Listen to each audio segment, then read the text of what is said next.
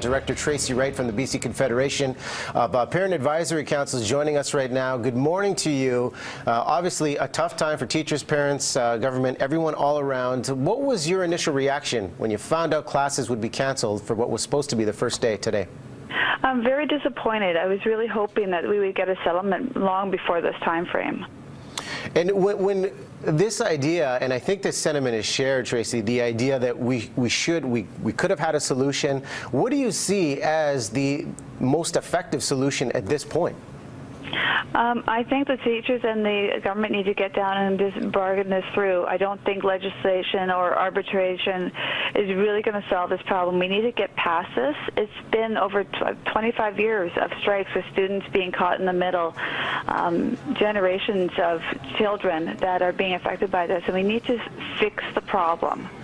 Fixing the problem is one thing, and you know, VSB Chair Patty Backus, along with many others, had said, you know what, maybe binding arbitration is the next step. I'm hearing you saying that is not the resolution in this.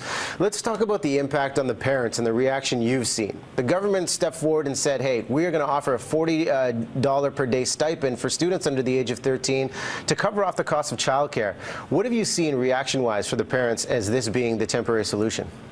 It's quite mixed. There's some families out there that are very thankful for this. It means that the parents can still get back to work and do those type of things. For others are really quite upset about it, thinking the money's better spent going back into the education of our kids.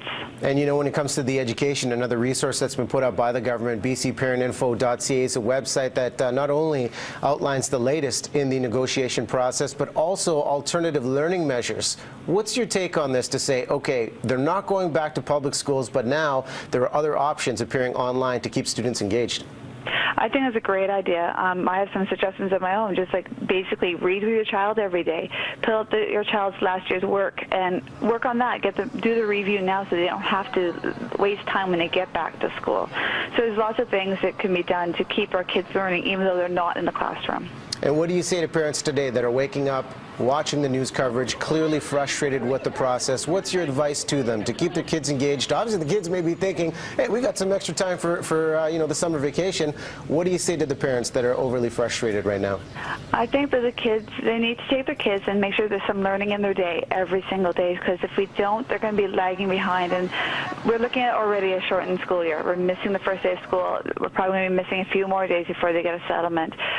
Every day we miss, how is that going to be made up? Because it's 180 days in a school year. How are they going to fit all that learning into a shortened period of time? So it's maybe extended days and maybe going into the summer.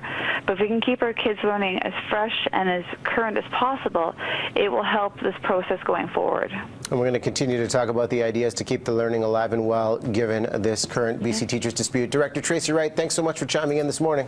You're welcome. Thank you.